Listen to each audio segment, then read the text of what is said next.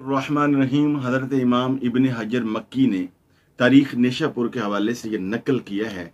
अस्सवाइकुल मुहर्रका की बड़ी ही ये बेहतरीन रवायत है कि जिसमें हज़रत इमाम इब्न हजर मक्की ने एक हदीस मुबारक बयान की है। बड़ी कमाल की हदीस मुबारक है। उस हदीस की सनद के जितने रावी हैं वो सब के सब आइमा अहले बैत अतहार हैं और इन आइमा अहले बैत अतहार के नामों की बेपनाह बरकत है। उम्मत के जमहूर उलमा के इस बात पर इत्तेफाक है कि असहाबे काफ के जो औलियाए कामिलीन थे उनके नाम अगर बीमारों पे पड़े जाएं तो अल्लाह शिफा देता है, घरों में पड़ी जाए तो अल्लाह बरकत देता है, नौसत दूर फरमाता है। अगर हजरत ईसा अलैहिस्सलाम की उम्मत के औलिया के नामों में इतनी बरकत हैं तो सोचिए हजरत इमामुल अंबिया सरकारे दो आलम सल्लल्लाहु अलैहि वसल्लम की उम्मत के औलिया कामिलीन के नामों की क्या बरकत होगी।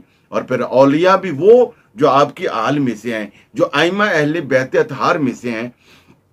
इस हदीस मुबारक की सनद और इस हदीस मुबारक को खुद हजरत सैयदना इमाम अली रजा ने नेशापुर में एक मरतबा बयान किया। 20,000 से ज्यादा लोग कलम दवात लेकर इस हदीस को लिखने वाले मौजूद थे। हजरत अबू ज़ुरा राजी और इमाम इब्न तूसी जैसे मुहद्दिसीन वहां पे मौजूद थे जिन्होंने इस हदीस को नकल किया। और इस हदीस की सनद में जो रावियान हदीस हैं उनके बारे में, उनके अस्मा के बारे में हजरत इमाम अहमद बिन हम्बल रजी अल्लाह तआला फरमाते हैं कि अगर पागल और मजनून पर ये नाम पड़े जाए तो अल्लाह उसका पागलपन दूर कर देता है, जुनून दूर कर देता है। अगर बच्चों को याद करवाए जाएं तो बच्चों को अल्लाह जल्ला शानू ज़हीन और फतीन बनाता है, उनका हाफजा कुव्वत हाफजा बढ़ जाती है।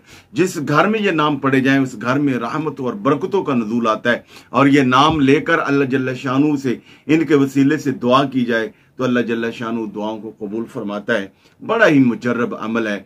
आप सुनिए वो हदीस मुबारक सनद के साथ। हजरत इमाम अली रज़ा फरमाते हैं कि हद्दसनी अबू मूसा अल काज़िम अन अबीह जाफर अस-सादिक अन अबीह मुहम्मद अल बाकिर अन अबीह ज़ैनुल आबिदीन अन अबीह अल हुसैन अन अबीह अली इब्न अबी तालिब रिदवानुल्लाह अलैहिम अजमाइन क़ाल हद्दसनी हबीबी व क़ुर्रतु ऐनी रसूलुल्लाह सल्लल्लाहु अलैहि वसल्लम क़ाल हद्दसनी जबरील क़ाल समीअतु रब्बल इज़्ज़त।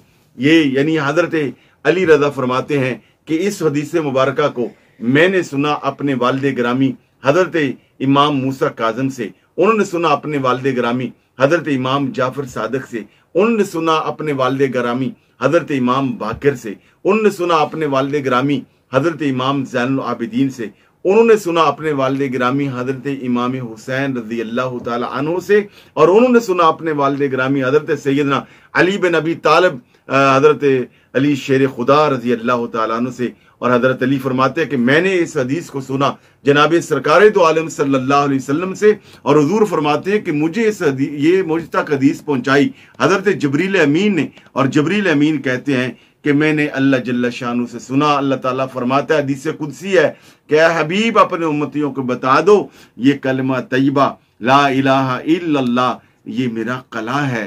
फरमाया कि आमना मिन अज़ाबी, जो इस कले के अंदर आ गया अल्लाह ताला फरमाता है उसे मैं अपने हर तरह के अजाब से अमन दे दूंगा, सलामती दे दूंगा।